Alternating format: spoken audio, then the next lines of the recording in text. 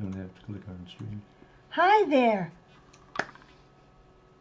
I'm so glad to see you. We started this before and it didn't work, but it looks like it's working now. So I'm Beth Green, otherwise known as Granny Rocks. And I'm James Maynard, otherwise known as Sweet Baby James. And tonight I'm going to finish up with something that we started last week.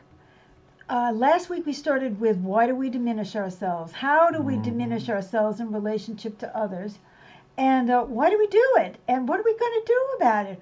Well, that really created a very interesting stir, and so we are very interested in coming on and working with you on the second part of why do we do it and what should we do about it. But before we do, I'd like to have Sweet Baby James discussing our show. Yes. Yes, thanks for joining us, and welcome to Granny Rocks, which airs every Wednesday, 6:30 p.m. Pacific Time, where we have the opportunity to hear Granny share with her wit, her wisdom, and her very uncommon sense. So stay with us. Yeah, stay with us. And I keep forgetting that there are things that I have to do here if I'm going to see your comments. Oh, God. Where is my... see, this is why we demean ourselves, because we're idiots. And, and also... then we can ask somebody else to be responsible when we're screwing up. Anyway, in the meantime, I am trying to find the one that works. It looks just like this, but it doesn't have Scotch tape on it. So anyway, I really want to get into this topic. So last time I was talking about many ways that we do demean ourselves. Here it is. And one of the ways, for example, is... we stop our education, we poison ourselves with bad food or we with take alcohol. The wrong education to satisfy external societal norms or parental norms. Absolutely true. And we can poison ourselves with food and we just let ourselves do that. Or we just act really subservient and we... just don't take our power. And we already have 5 comments. And look, it opened. Peter says, hello, Granny and James. Hello. Hope you have a great day. Well, we hope you have a great day, too. And Tracy said, good evening. Good evening. Oh, thank you, Tracy. And Elizabeth says, hello. And Blanca says, hello, Beth and James. Hello, hello. So it says that we have 5 comments. And they're only showing us 4. So anyway... we've answered the ones that that are showing up. I'm so sorry. So anyway, so we talked about the many ways that we don't take the power that we actually have. I don't mean that we are infinitely powerful, but we may not defend ourselves at work or defend ourselves in a relationship, but we let ourselves be abused. So we started to look at why do we do that. And we had a great conversation. We have we have a group after our show every week. And that group it's called Seeing Through New Glasses, and we talked about it there. And then we had an intuition training. We talked about it there. And people really identified with doing this. Oh, we did some healing work on it in the intuitive training. We do great. So anyway. This does not, where is this? Here it is. Okay. So today I want to get into another level of this. So there are many reasons that we do this, that we make ourselves smaller. One reason is maybe we were brought up that way. We were brought up feeling that there was something wrong with us, or that we weren't worth much. And a lot of people, unfortunately, were subjected to that kind of treatment, in their childhood, and it sort of stuck with them, But the next thing is, well, we may be afraid to rock the boat. We may be in a relationship with somebody who wants to feel superior. And so if we don't put ourselves down, then they're not going to feel superior. And then they might get mad. And then they might do something hurtful to us. And we don't want to take that risk. Yeah? And that happens in the political arena as well. And I want to get right into the political arena a little bit further on. But I just want to make it clear that it's not just about the political arena. And another thing is that we may actually be afraid.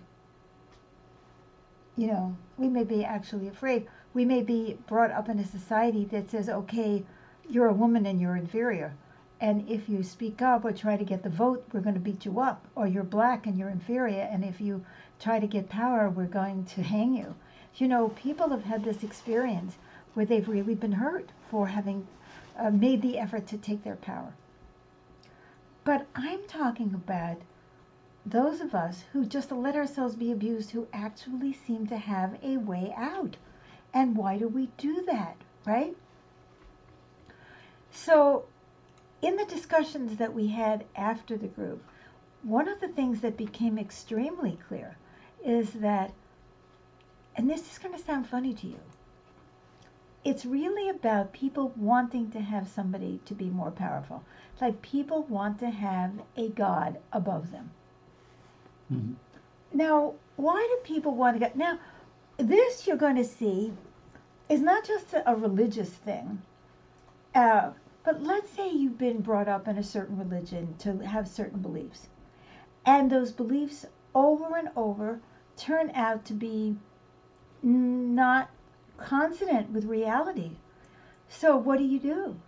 Well, in a lot of people's cases, they just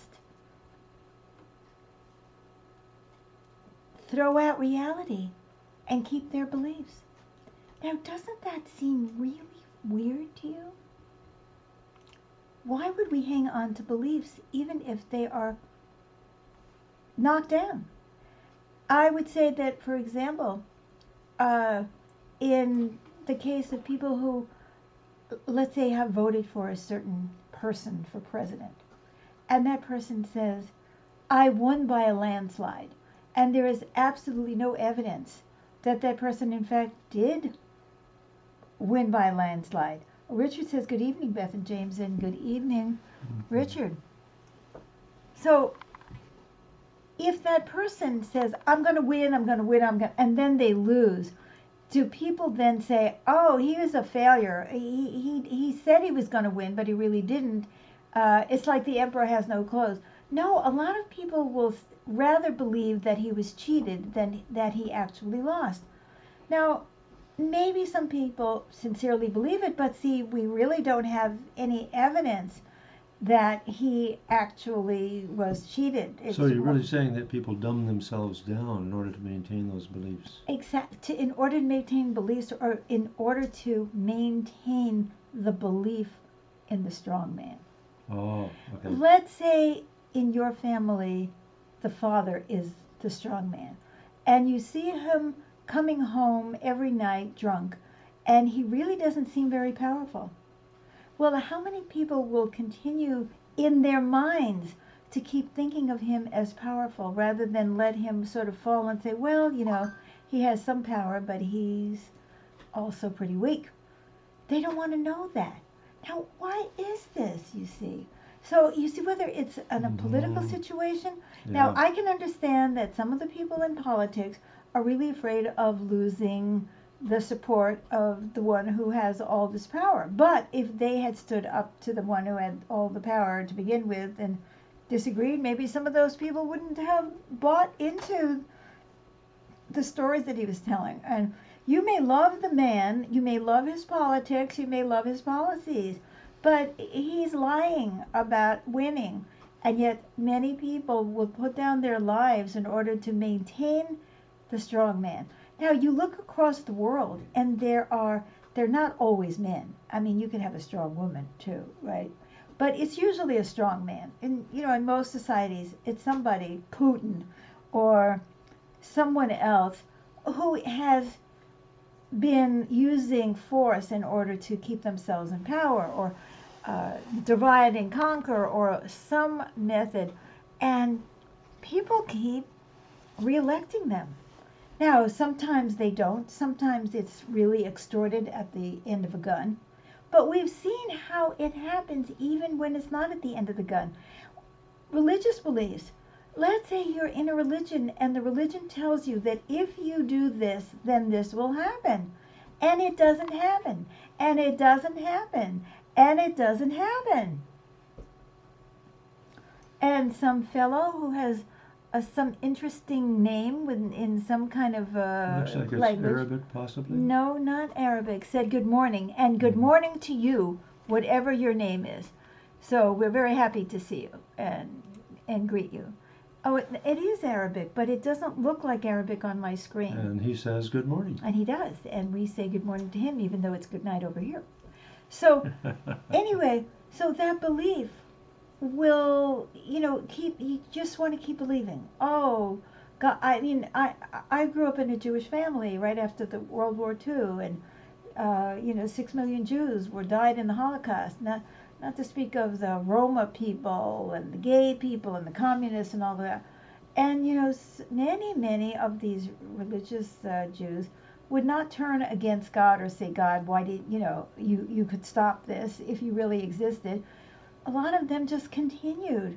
Now, so you see, there are political gods, and there are gods in the family, the one that you listen to all the time, and then there are gods and religious gods. Well, why do we want to do that? Well, I'll tell you one of the reasons, and you tell me what you think, is we want simple answers. First of all, we do not want to have to think for ourselves. If we have created a God, God will tell us what to do. The 10 Commandments, it's written in the Bible. It's 10,000 years old. It's been passed down, and now we know what to think. Now we know what to do. Or we have it could, I was talking about our former president, but it's not just the former president. There's all kinds of people in politics who set themselves up as gods, and people let them because they want to have somewhere to go to where someone is telling them what they should think. And Jose says hi. God bless you both. God bless you too. Gracias. And this fellow who we believe was writing in Arabic, he wrote something to us. He said thank you. Oh, he said thank you. And he also said something else that wasn't translated, and we have no idea what he said. But thank you so much for continuing to stick with us here. Oh, and Jose gave us a big thumbs up. Hello. Oh, thank you. And Richard said sad and true. Mm-hmm. Yeah. So, it could be a political person from any side. They may even have a lot of really good things to say, but they're not always going to tell you the truth. And we want to think they do. I want to know what happened today, so I turn on my favorite cable news station, and they will tell me what happened today. Even if they are skewed, even if they're not telling me the whole truth. But I want someone to tell me, because the world is very scary and confusing and complicated and requires a lot of knowledge, and I just don't know. So I would just rather say, oh, I believe them. That's it. I believe them. I believe them. I believe them. I believe them. Right? Yeah. So by creating a God, whether it's CNN or Fox or, anybody, we have an explanation of the world, or some guru, right? An official reality. Peda said, regardless our beliefs, I think it's important to accept other people's beliefs. I agree. For example, my wife is religious and I'm an atheist, but it works great for us. We have no intention to change our own belief, but instead we respect the belief of another. And that's a very important statement. Now, what I'm addressing, though, is why we get stuck in believing something and in making someone the authority when we don't want to think for ourselves. So it's a somewhat different point, but I like what you're saying. It's absolutely true. So one reason then is that life is very complicated and confusing, and this way we don't have to think and we don't have to sift through. Don't have to figure it out. If he said it, it's true, right? Another reason is that if we have a God, and by that you understand what I mean now, somebody that we put above us, a higher authority, then we know who to manipulate. To get our needs met. It's very important. We're all scared. It's hard. It's hard to get your needs met in reality. And so if you have a God, you can pray to that God, or you can put out sacrifices for the God. I mean, look how many people have done this for how many, millennia, right? And this way, when you put it out there, the sacrifice, or you just say the right prayer, or whatever you do, you say, okay, well, I did it, and now I'm going to be taken care of. The fact that you don't get taken care of is something that you don't even allow in your mind. There are so many people, for instance, who were in Christian Science, and all that prayer and positive thinking did not help them with their illnesses, and yet they would rather have their noses fall off than have their belief drop away. Because this way they knew what to do in the world. So it's related to the first one. Somebody tells you what to believe, but also you know who to go to manipulate. I want to share a personal story about that. That is very embarrassing.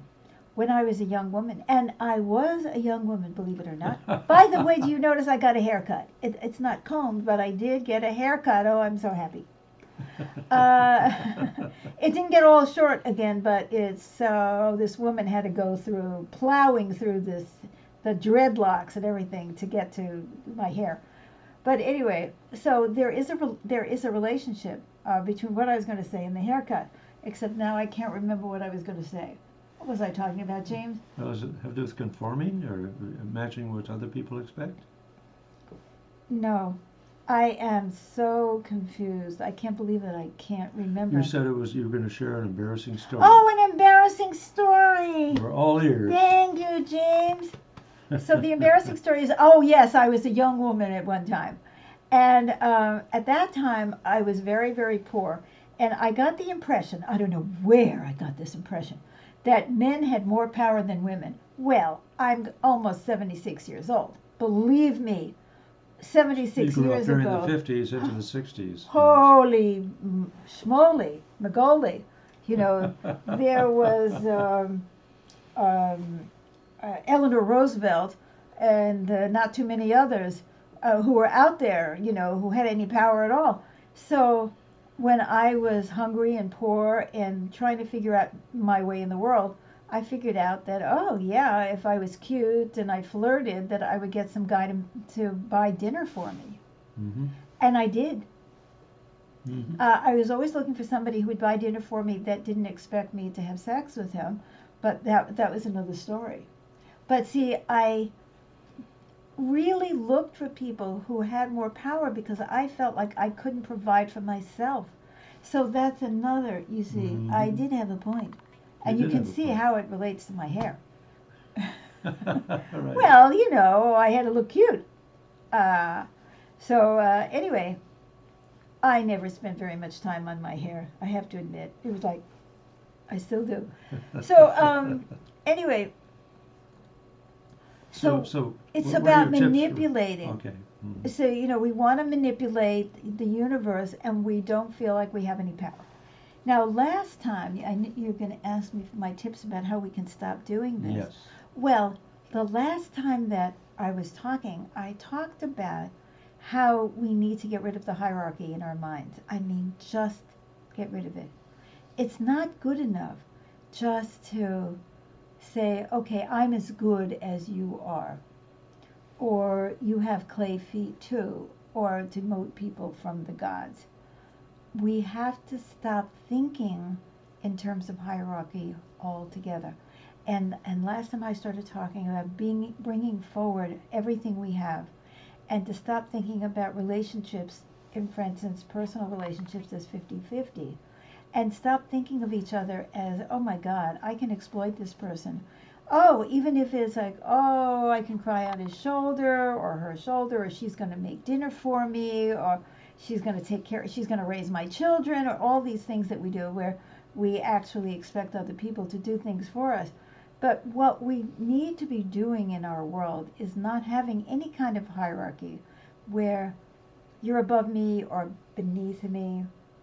We just need to be looking at what is needed for our world and coming together to provide it and offer what we have, the totality of what we have. In order to do that, we have to empower ourselves as well as others. You know, I'm not talking about the other side where we're in the hierarchy and we want to keep the other person down so that we can feel like we're up. You know, that happens all the time too. We put other people down and we try to be God ourselves. And of course that never works, guys. You know why? Because we know darn well that we're not. You know, it's like, oh God, I'm going to be found out. I'm a fraud. They're going to find out about me. How many people? You know, I'm an intuitively guided counselor, and I've been working with people for over 40 years.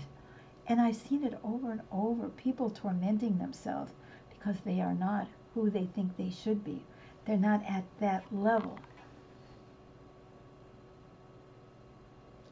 So if everybody just dropped the whole level thing and just said, what is needed here and how can I help, we would have a different world. And that is the God's honest truth. People would not be getting different kinds of money for different kinds of jobs. They would be getting the education they need in order to learn how to do the things that they're good at and that they really want to do. And everyone should be raised up to a level where everyone is well and has enough of what they need. You know, a society based on need and based on we do what is needed would change all of it. It really would, and we would feel safe with one another instead of being afraid of one another, which is what we're facing right now. And there's one more point that I want to make tonight. I could talk about this for a year. And this is something that we discussed in our group, one of my counseling groups, which is when we have a God, we often get into a role of either being the one who rebels or the one who acquiesces. And sometimes we rebel with this one and we acquiesce with that one, or we rebel in these circumstances and we acquiesce with the other. When either we rebel or we acquiesce, we are still allowing them to be godlike. You know, we get like our egos get all tweaked and we say, oh, I'm not going to listen to him because that is so demeaning, right? Or we acquiesce because we make ourselves demeaned in order to keep them propped up on the pedestal. Or to keep the peace. Or to keep the peace, or to keep them from hurting us, or all of those things.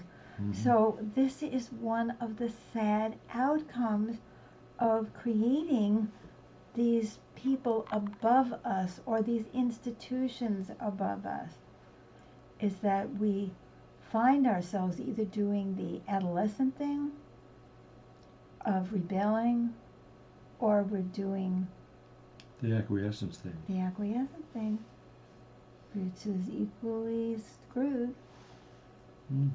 So our first step, our second step, and our third step, they are to stop thinking in terms of hierarchy and start thinking in terms of what is the need and what do I have?